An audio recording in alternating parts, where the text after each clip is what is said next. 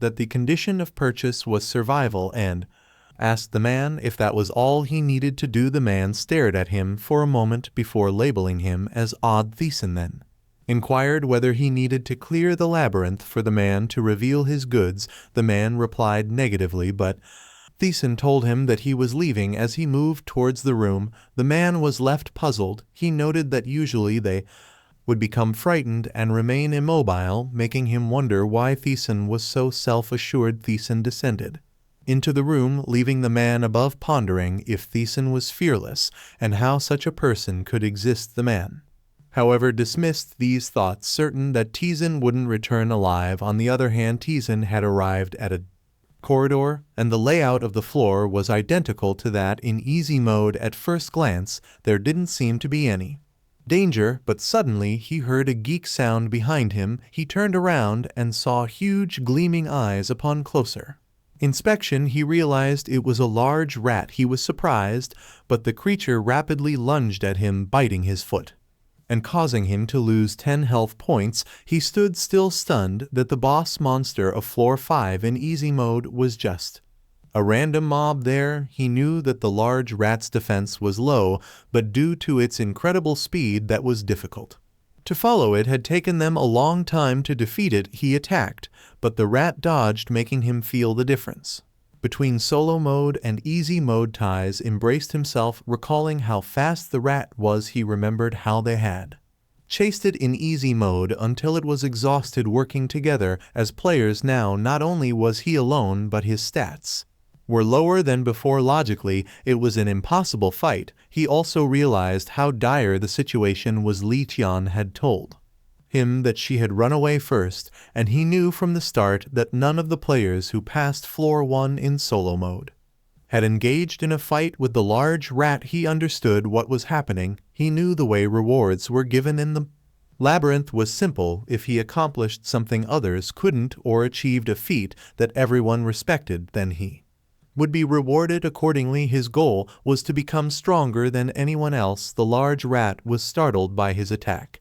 Still, it managed to evade him, leaping backward. While he attempted to predict its movement, he noted that it was shaking in fear, reminding him that it was a living, breathing creature, and its movements weren't instantaneous. The rat attacked, but he noticed it contracting its leg muscles and inflating its chest. He struck it as it jumped backward to dodge. The system informed him that the rat was intimidated by him, and its thinking ability was dulled. He surmised that with its small brain, the rat would have difficulty understanding what was happening. Since he was defending his ankles from its attacks, it would go for the next easiest target. Even its limited jumping ability, it would aim for his wrist. As the rat lunged towards him, attempting to bite his wrist, he lifted his arm, protected by a wrist guard from Brockman. He declared it was dead and stabbed it with his sword. The system notified him that the rat was immobilized and would take increased damage. He attacked continuously, inflicting 4, 5, and even more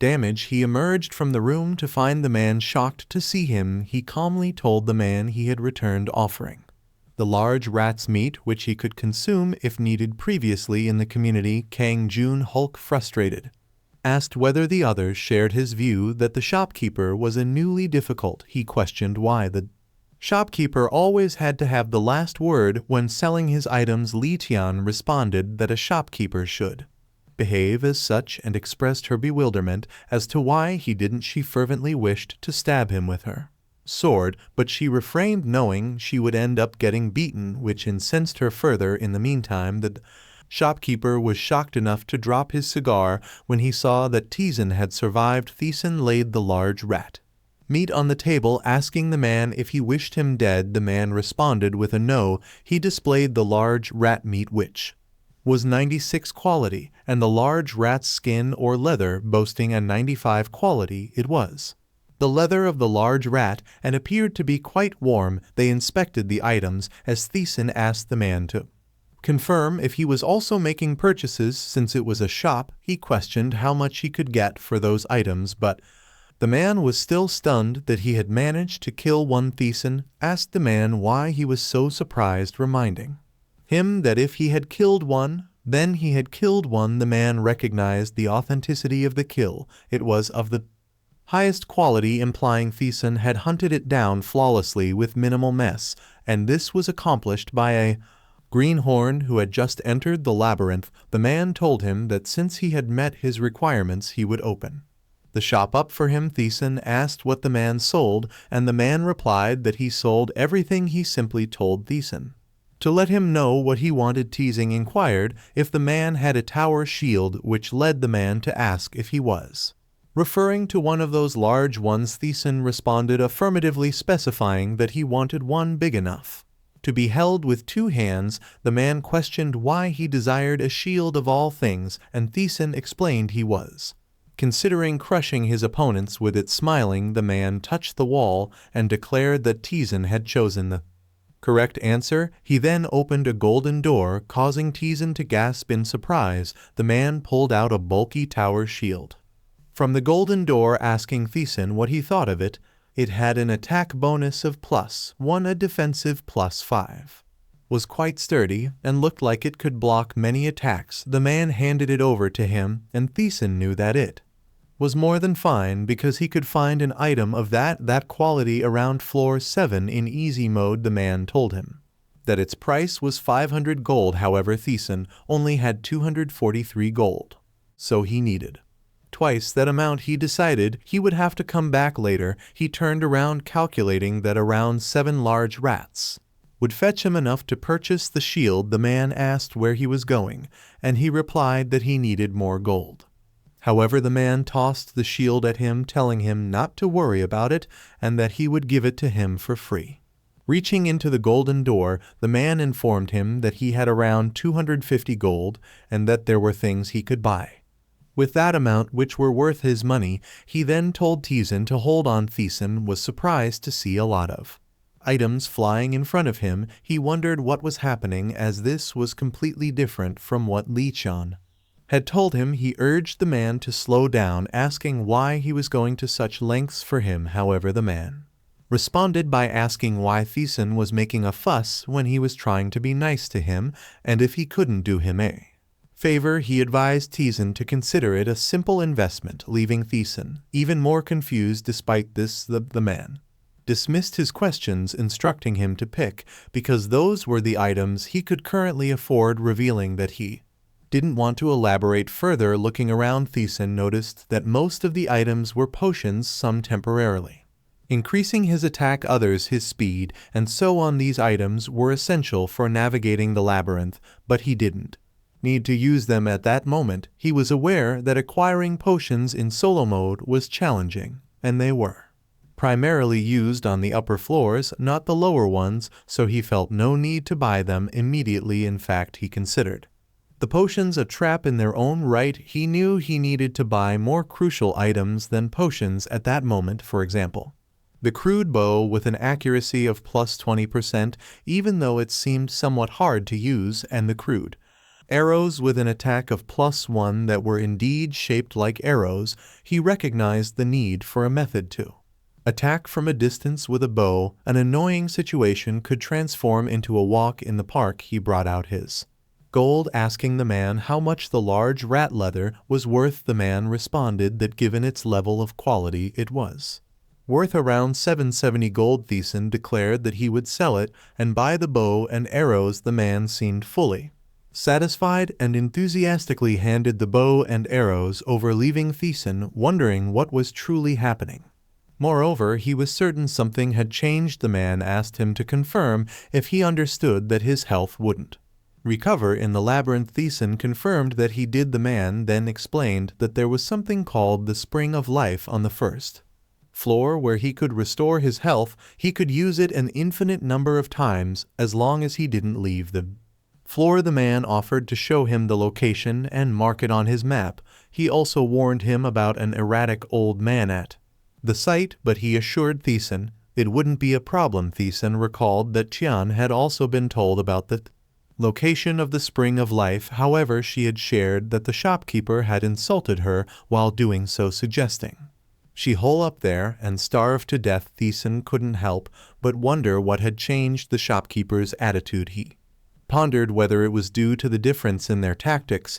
He remembered that Li Qian had failed to kill the large rat and had run away in contrast. He had faced the creature, killed it, and returned earned. He considered whether this contrast in action had caused the shopkeeper to change his attitude towards him. He had killed the large rat on his way using his shield, achieving victory over the creature. He was aware there were several questions that he couldn't answer at the moment, like the activation of his interception skill and the fact that his agility had also permanently increased by one when he had first succeeded in killing a large rat. He wondered why there were so many status screens from killing one random mob. In addition to his basic skills, he also had skills that he had earned on floors 20 and 40 in easy mode. He hadn't expected to obtain those on the first floor of solo mode. He observed the soul skill, noting that his interception skill increased proficiency by 100 and his soul had experienced a higher plane of existence. Consequently, every time his higher dimension soul won, it would steal the opponent's power. He remembered that while he was fighting the S-rank monsters, the system had informed him that he was in a state of complete concentration. His body and mind were unified, and a miraculous power had been imprinted onto his goal. He had obtained the soul skill interception increases. However, as he had escaped the labyrinth, he was unable to acquire the skill, and his interception increase had been sealed back when he fought the S-rank. A system window had opened up after he had chipped away at the 1-2 million HP, and he hadn't been able to check it properly because he was exhausted, so he wondered if the sealed skill had been unleashed because he had returned to the labyrinth.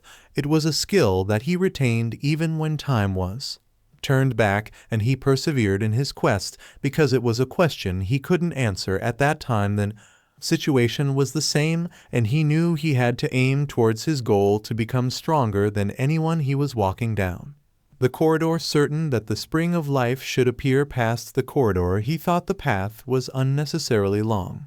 Suddenly, a large rat appeared. He surmised that encountering a monster in a corridor was pretty typical. Then more large rats emerged, prompting a warning from the system that he was in a difficult situation. He found himself surrounded by large rats. He looked around, counting how many large rats surrounded him. He realized that just three of them were enough to surround a large human, and even with the rats' small brains, they would be able to tell they had the advantage. However, he grabbed his shield, running fear and confusion checks. One of the large rats was surprised when he jumped to attack it using his shield. The system notified him that all checks were cleared and that he had resisted with unshakable focus. He swung his shield, knowing that he couldn't falter. He had seen too many players die after hesitating in such situations.